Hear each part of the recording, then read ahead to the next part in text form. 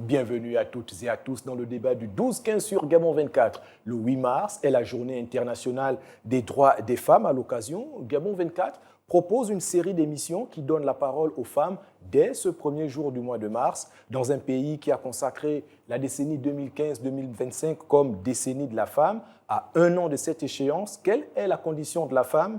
Plus de la moitié de la population est jeune au Gabon. Nous nous intéressons donc aujourd'hui principalement à la jeune fille mère. Et pour en débattre, nous recevons deux femmes de la société civile. Madame Joanie Maïnou, elle représente l'ONG Malachi. Madame, bonjour. Bonjour et merci d'avoir accepté l'invitation de Gabon 24. Merci à vous. Et à ses côtés, Madame Frédéric Ntolo, vous êtes secrétaire général adjoint du SAPAS, le syndicat autonome personnel des affaires sociales. Madame, bonjour et merci d'avoir accepté l'invitation de Gabon 24. Bonjour.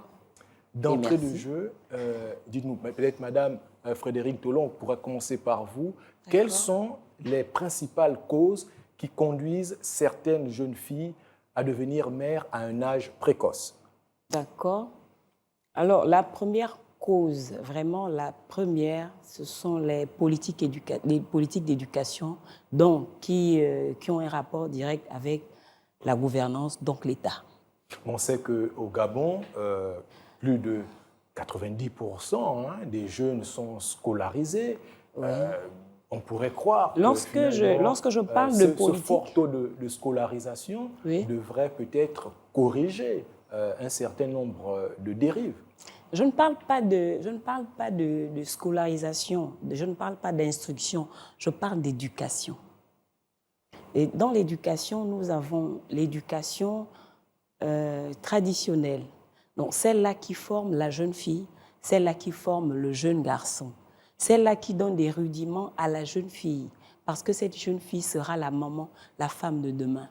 Et cette éducation qui donne des rudiments au jeune garçon, qui sera l'homme, le père de famille de demain.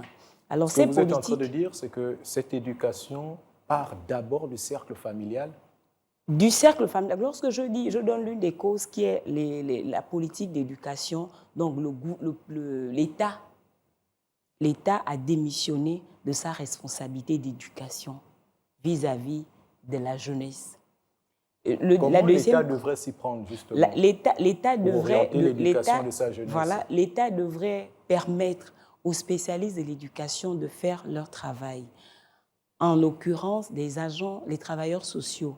Je parle là de l'éducateur de jeunes enfants, donc de la période de la naissance à 5 ans, 6 ans révolus. Je parle de l'éducateur spécialisé qui devrait intervenir dans les établissements depuis le primaire. Et même mais est-ce que ce n'est pas le cas aujourd'hui? On sait quand même. Ce n'est pas le cas. On retrouve quelques éducateurs spécialisés dans les centres d'éducation préscolaire? Non, dans les centres d'éducation préscolaire, donc ça veut dire les structures des affaires sociales, oui, nous avons des éducateurs spécialisés. Mais après la maternelle, il faut que l'éducateur spécialisé accompagne l'enfant dans le milieu scolaire.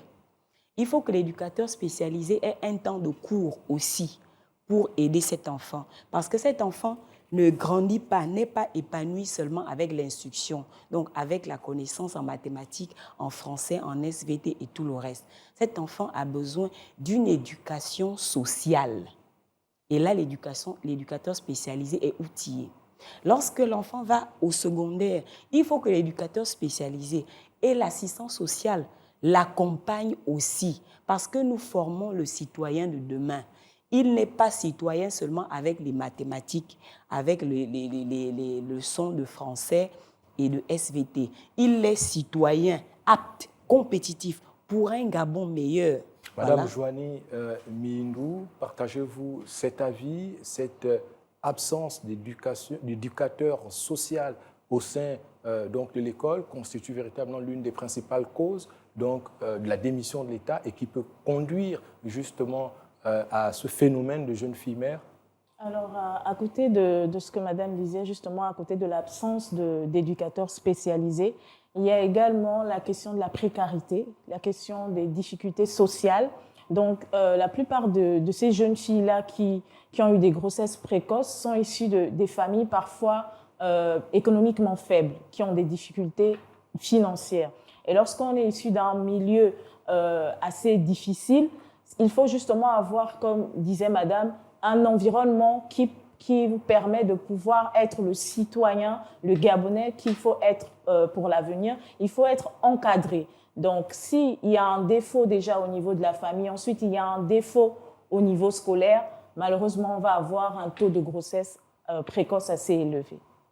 Alors, Madame Frédérique Ntolo, ce sont des questions que vous connaissez bien en tant que membre d'un syndicat des affaires sociales. Quelles mesures pensez-vous être les plus efficaces pour prévenir la maternité chez les jeunes filles et soutenir celles qui sont déjà mères? Alors, l'une des mesures est de ramener l'éducation, vous savez, l'éducation traditionnelle, dans nos politiques d'éducation. Vous savez, le Gabon est parti de l'éducation traditionnelle, comme j'expliquais, celle qui consistait tout simplement à former la jeune fille pour en faire la maman de demain. Est-ce que quand vous parlez d'éducation traditionnelle, on pense aux rites initiatiques dans lesquels on transmettait les valeurs? Est-ce qu'il faudrait qu'on revienne à cela? Non, du tout. Non, à quoi pensez-vous n'est pas ça. concrètement? Lorsque je parle d'éducation traditionnelle, je pense à cette jeune fille à qui on doit apprendre à rester à la maison. À rester à la maison, à s'occuper des tâches ménagères. Vous savez, nous avons des femmes aujourd'hui au foyer qui ne savent pas faire la vaisselle. Ce n'est pas parce que tu as une aide, ça veut dire qu'une ménagère, que tu ne peux pas faire toi-même la vaisselle. D'ailleurs, tu devrais toi-même bien le faire pour bien orienter ta ménagère. D'accord. C'est toute une éducation. Une éducation traditionnelle pour prévenir. Et comment faire pour soutenir celles qui sont déjà mères? Celles qui sont déjà mères, alors il faut les accompagner tout simplement. Les hâtes garderies avaient été créées pour permettre à ces filles-là de de laisser les enfants à la charge des spécialistes de l'éducation et de vaquer, soit aller dans un centre de formation, aller apprendre un métier, soit un petit boulot. Voilà. Mais après ça, le souci aussi est, lorsqu'on garde l'enfant, est-ce qu'on a éduqué cette jeune fille à ne pas aller prendre une autre grossesse? Parce qu'on peut bien garder l'enfant, mais il faut l'accompagner. Et dans l'accompagnement, il faut lui donner une éducation. Il faut lui transmettre des valeurs. Parce que réellement, si elle avait ces valeurs-là, il y a des choses qu'elle ne ferait pas. Elle comprendrait que pour sa vie, pour son épanouissement, il n'est pas bon pour elle d'aller avoir un enfant maintenant parce que ça va freiner beaucoup de choses dans sa vie. Effectivement, vous avez raison quand vous dites que avoir un enfant, oui, il faut également éduquer sur la nécessité de comprendre que en tant qu'adolescente, il n'est pas bon pour elle d'avoir peut-être un deuxième enfant, parce que ce qu'on constate généralement, c'est qu'une fois qu'une jeune fille a un arrivé, bon, de plus en plus, il y a un relâchement dans le cercle familial et la jeune fille est considérée désormais comme une adulte, il y a un peu plus de liberté. Or, cette liberté peut entraîner également d'autres risques, mais on a constaté également que lorsque l'État a tenté d'initier certains programmes d'éducation sexuelle, eh bien, les parents d'élèves sont montés au créneau pour dénoncer peut-être un apprentissage trop tôt de ces questions. Vous, comment vous situez-vous par rapport à cette question? L'éducation sexuelle n'est pas... Le fait de donner l'éducation sexuelle aux jeunes filles n'est pas la solution. La sexualité, même les adultes ont un problème de sexualité. Ce n'est pas un problème pour enfants, en fait. Voilà, donc, on peut donner l'éducation sexuelle encore que à quel âge? Nous avons eu le mauvais projet que le ministre de l'Éducation avait proposé, où il fallait apprendre à nos enfants depuis la maternelle, voilà, qu'est-ce que c'est la sexualité, c'est quoi le mot sexualité. Madame Inou, vous êtes dans une ONG qui est constituée de beaucoup de jeunes femmes. Quels sont les témoignages que vous recevez au sein de l'ONG Malachi? Alors, j'aimerais d'abord revenir sur la question des recommandations pour ces jeunes filles qui sont déjà mères. Alors, moi, l'une des recommandations fortes que j'aimerais faire, c'est celle de pouvoir renforcer au plan budgétaire le ministère des Affaires sociales. Pourquoi?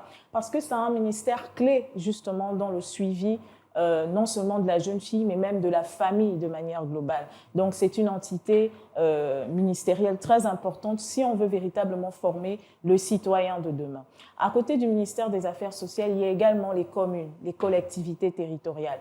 Parce qu'à mon humble avis, ce sont les collectivités territoriales qui doivent pouvoir gérer les haltes garderies. Pourquoi? Parce que la jeune fille est issue d'un quartier, la jeune fille vit dans ce quartier-là et ce sont les communes qui sont plus proches des populations. Le ministère, c'est l'entité étatique, l'entité beaucoup plus élevée, mais c'est la commune, ce sont les mairies. Donc, ce sont les collectivités territoriales qui doivent avoir le budget nécessaire pour appuyer les haltes garderies. Donc, on revient encore à la question de la décentralisation, qui est une question importante dans l'espoir que ce sera effectif. Ce que vous dites est très intéressant parce qu'il y a un projet du gouvernement, celui de transférer finalement la gestion des haltes garderies au ministère de l'Éducation nationale. Madame Frédérique Ntolo, les membres de votre syndicat sont donc montés au créneau pour dénoncer cette mesure. Qu'est-ce qui pose problème? Alors, ce qui pose problème, c'est qu'au Gabon, malheureusement, nous avons pris de mauvaises habitudes de gérer la société avec des émotions, alors que nous avons de bons textes. Voilà, et nous ne respectons pas ces textes-là. Nous choisissons souvent quelques-uns quand ça nous enchante, quand ça nous arrange. Que disent les textes? Alors, les textes disent, je ne vais pas commencer par l'éducation nationale, parce que c'est elle qui demande à ce que les structures des affaires sociales soient transférées. L'éducation nationale, dans l'un de ces textes, donc la loi 2092, nous parle du statut particulier de l'enseignant. Donc, on parle des métiers de l'enseignement. Les affaires sociales, le pan éducation ne fait pas de l'enseignement. Nous faisons de l'éducation. L'éducation prépare l'enfant à recevoir des enseignements. Alors, dans cette loi-là... Cette mesure ne vise pas également à coordonner justement l'accompagnement des jeunes filles mères qui sont quand même, pour la plupart, certaines sont à l'école, d'autres au supérieur, mais est-ce qu'elles ne visent pas à les accompagner tout simplement dans le circuit éducatif et en même temps les accompagner dans la maternité de leurs enfants? Ça n'a jamais causé un problème, le souci. Les jeunes filles, si elles doivent repartir à l'école ou en centre de formation ou aller à un métier ou aller travailler, elles déposent tout simplement, elles laissent les enfants dans les haltes garderies. Et dans les haltes garderies, il y a des spécialistes de l'éducation formés par le ministère des Affaires sociales via l'INFAS. Je disais que cette loi-là, qui est la loi, le statut général de l'éducation nationale, ne parle pas des éducateurs. Il ne parle que des métiers de l'enseignement, donc les mathématiciens, les scientifiques et tout le reste, tout ce qui a rapport avec l'enseignement. Est-ce que vous êtes d'accord avec Mme Mihindou qui suggère que la gestion de ces haltes garderies soit confiée aux collectivités locales? Dans la mesure où les haltes garderies, nous sommes dans la capitale, on parle là maintenant des arrondissements avec les mairies, le ministère de l'Intérieur a aussi des structures via la mairie. Il y a des structures pour la petite enfance. En ce moment, le gouvernement est en train de voir justement quelles sont les compétences qu'il faudrait transférer de l'État central aux collectivités locales. Ça fait partie donc des mesures qui pourraient entrer en ligne de compte. Non, on ne peut pas transférer les gens comme ça. Les collectivités locales peuvent se charger et doivent se charger d'ailleurs de recenser dans leurs départements, dans leurs arrondissements, ces jeunes filles-là en difficulté. Au cas par cas, voir comment les accompagner.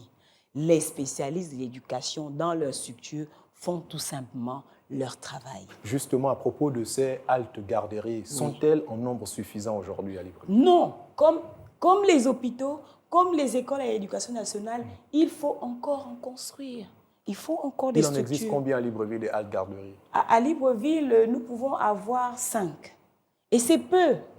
C'est peu. Vous voyez, un arrondissement comme le 6e, il n'a que la halte garderie, une seule. Et là, ça couvre tous les PK. Tous les PK, tout le 6e arrondissement, qui est le plus grand arrondissement de Libreville. C'est peu. C'est peu, il faut. Ce n'est pas un problème typique affaires sociales. C'est un problème de structure et c'est général. Voilà. Alors oui, il y a donc cet accompagnement en termes de construction de garderies qui pourrait être fait à l'endroit. Des centres d'accueil. Des centres d'accueil pour les enfants, pour essayer de soutenir donc ces jeunes filles qui sont dans le besoin et qui parfois doivent allier école et maternité. On le sait, il y a quand même déjà des mesures qui ont été prises donc, dans l'accompagnement, par exemple, à l'accouchement, avec tous les filets sociaux qui existent comme la CNAMGS, l'accouchement, la gratuité et tout ça. Mais ce n'est pas tout simplement de s'arrêter à la gratuité de l'accouchement. Encore faut-il un suivi. Mais Madame Mindou, vous qui êtes dans une ONG qui fait un gros travail de sensibilisation, quelles politiques publiques peuvent être intéressantes, peuvent permettre de contribuer à réduire les stigmates sociaux qui sont faits, de discrimination qui sont faits à l'endroit des jeunes filles. Parce qu'on le sait, une jeune fille, quand elle tombe enceinte, il y a un regard de la société, un regard qui n'est pas toujours positif. Déjà, je pense qu'on doit pouvoir commencer aussi à accompagner la jeune fille au plan de l'autonomisation économique de la femme de manière globale, en créant des AGR, des activités génératrices de revenus pour ces jeunes filles-là. Parce que ce n'est pas toutes ces jeunes filles qui vont avoir la capacité de repartir à l'école. Parce qu'il y a d'abord ce fossé-là qui se crée lorsque on tombe enceinte, il y a l'environnement. Donc, pour la plupart, ce n'est pas toutes ces jeunes filles qui auront l'envie de repartir à l'école, certainement à cause des discriminations et autres. Donc, c'est pouvoir créer cette opportunité d'avoir une activité génératrice de revenus qui va justement permettre à ces jeunes filles-là d'être autonomes et de pouvoir, par la suite, s'occuper de leurs enfants.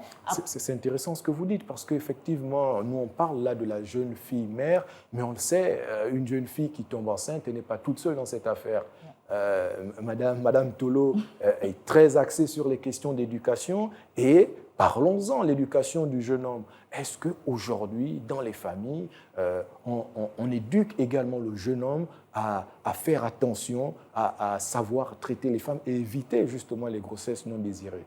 Tout comme on ne prend pas le temps pour éduquer la jeune fille, c'est d'ailleurs pire chez le jeune garçon. Voilà, c'est le macho, c'est celui qui ne fait pas la vaisselle, c'est celui qui est assis pendant que les sœurs font tout. Qui regarde la télé. C'est le chef de famille. Demain, c'est lui le chef. Les gens l'appellent le chef à la maison. Les filles font tout pour lui. Et demain, quand il va mettre une jeune fille enceinte, c'est la démission. Mais il démissionne, il n'a pas de souci. Et naturellement, la jeune fille, c'est elle qui subit, la femme en général, parce qu'on va tous les deux le soir, on ressent le plaisir chacun, mais je passe 9 mois transformée, métamorphosée, pendant que l'homme est là. Qu'est-ce qui est fait à ce niveau, justement, dans le cadre? C'est l'éducation, je dis, c'est l'éducation. L'éducation est la transmission des valeurs. Apprendre à la jeune fille qu'il y a un temps pour tout. Si tu ne prends pas le temps d'accepter, de te faire éduquer, tu iras à la dérive parce que toutes ces éducations te préparent à la vie en société. Tout comme le jeune garçon, il faut lui inculquer ces valeurs-là. Et pour ça, je dis que l'État a démissionné, les parents aussi ont démissionné. Mais la syndicaliste va dire que les parents ont démissionné parce qu'ils sont plus à la recherche de l'argent.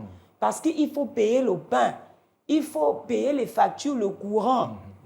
Voilà, parce que c'est ça la réalité. Ils n'ont plus de temps pour eux et pour ces enfants-là. Il y a des parents qui sortent le matin. Comment on améliore l'accès à l'éducation justement pour cette jeunesse? D'où les politiques d'éducation. Qui conçoit les politiques? C'est l'État. L'État appelle les spécialistes de l'éducation. On s'assoit et puis nous voyons comment est-ce qu'il faut organiser. Parce qu'il faut laisser le temps aux parents. Le temps aux parents, parce que l'éducation commence à la maison. Il faut que le parent prenne le temps de s'asseoir avec ses enfants et de transmettre des valeurs. Il faut aussi qu'il aille travailler. Il faut qu'il aille travailler dans de bonnes conditions. Parce que si à la maison, ça ne va pas, il ne sera pas productif. Il ne sera pas productif. Et d'où l'importance de... Je rejoins la collègue en disant il faut vraiment donner assez de moyens au ministère des Affaires sociales. C'est le baromètre de la société. Lui, il est capable, les travailleurs sociaux ont cette science-là de dire réellement quels sont les problèmes des populations. Oui, il y a effectivement les travailleurs sociaux qui sont là. Il y a aussi les ONG qui font un travail de sensibilisation. Quelles sont les étapes finalement concrètes que vous envisagez mettre en œuvre pour mieux adresser les besoins de la jeune fille mère? Alors, par rapport aux ONG et associations, là encore, je lance un appel. Ce serait justement de pouvoir arriver à financer, à subventionner, c'est le mot, à subventionner les associations et les ONG.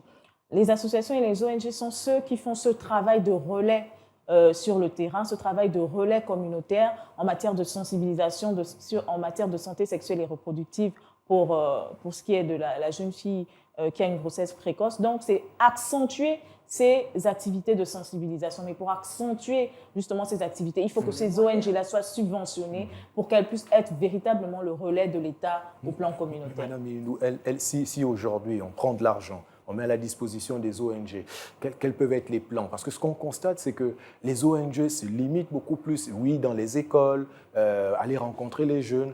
Or, là, on parle quand même de problèmes aussi dans les familles. Est-ce qu'on s'adresse également aux parents et leur donner peut-être des méthodes pour améliorer leur façon d'éduquer leurs enfants? Parce qu'on le sait, hein, il y a quand même les pesanteurs traditionnels. Vous allez arriver devant une famille et leur dire, écoutez, voici comment vous devez éduquer votre enfant. Ils vont vous dire, bon, mais écoutez, vous n'allez pas m'apprendre à éduquer mon enfant. Comment allez-vous pouvoir arriver à changer ça? Le travail de sensibilisation au plan parental est différent du travail de sensibilisation avec des élèves ou des étudiants ou dans un établissement ou autre. Au plan parental, par exemple, il y a ce qu'on appelle les pères éducateurs. C'est un travail de sensibilisation qu'on pourrait faire avec les pères. C'est un travail de sensibilisation qu'on ferait également avec les mères parce que l'éducation d'une mère est différente de l'éducation d'un père. L'autorité parentale que revêt l'homme en tant que père de famille, ce n'est pas la même autorité parentale que revêt la mère en tant que chef de famille. Et il y a également la question que nous avons, c'est celle des familles monoparentales aujourd'hui. Le Gabon a malheureusement un taux élevé de familles monoparentales. Et lorsqu'on est issu d'une famille monoparentale, la figure paternelle qu'on a uniquement, c'est une figure maternelle, c'est la mère. Exactement. Et une mère... Justement, Madame Frédéric, comment voyez-vous finalement le rôle du gouvernement dans la promotion du droit et du bien-être des jeunes filles mères? Que le gouvernement donne les moyens à ceux qui ont science de s'occuper de ce problème. Et je dis, j'insiste, ceux qui ont science, ce sont les travailleurs sociaux. C'est l'éducateur de jeunes enfants, c'est l'éducateur spécialisé, c'est l'assistant social. Donnons-leur les moyens de faire ce qu'ils sont appris.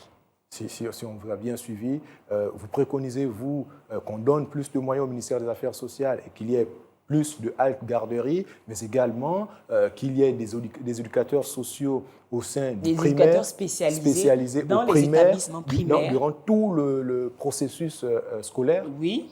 Depuis la halte garderie, depuis la maternelle jusqu'à l'université, que les spécialistes soient là et accompagnent les enfants. Vous savez, l'éducateur spécialisé, l'éducation aujourd'hui, elle est transversale. C'est-à-dire le père, les parents, l'enfant au centre, l'école. Voilà. Il faut qu'on travaille en étroite collaboration. Parce que je vous ai entendu dire tout à l'heure que est-ce qu'on va aller demander à dire à un parent, voilà comment. Non, il y a la méthode. Il faut que le parent participe. Il faut que le parent participe à l'éducation de son enfant. Et ça, nous appelons ça l'andragogie. Ce sont des stratégies, des méthodes que nous utilisons pour interpeller le parent, pour permettre aux parents de l'outil. Ce sont des stratégies pour outiller le parent à mieux éduquer. Alors ça parce que quelqu'un a un niveau terminal ou il a un master, qu'il est éducateur. Non, il a beau être parent, il a besoin de stratégies pour aider son enfant. Donner les outils aux parents pour améliorer l'éducation de leurs enfants. Pour participer au développement harmonieux de leurs enfants. Vous avez peut-être un dernier mot pour vous, comment voyez-vous finalement le rôle du gouvernement dans l'accompagnement, la promotion des droits et du bien-être des jeunes filles mères? Donner simplement suffisamment de moyens au ministère des Affaires sociales, subventionner les associations et ONG qui feront le travail de relais et nous aurons le Gabonais que nous voulons pour demain. Mettre les moyens au ministère des Affaires sociales et se servir, travailler de concert avec les ONG associations pour améliorer l'éducation des jeunes. C'est ici donc que nous allons mettre un terme à cette émission. Merci Madame Frédéric Ntolo, vous êtes secrétaire général adjoint du SAPAS. Merci d'avoir accepté l'invitation de Gabon 24. Je vous remercie. Vous également, Madame Joanie Mihindou, vous êtes représentante de l'ONG Malachi. Merci d'avoir accepté l'invitation de Gabon 24. Merci à vous. C'est ici que s'achève donc ce débat du 12-15 sur Gabon 24. Merci de l'avoir regardé et à très vite pour un nouveau numéro.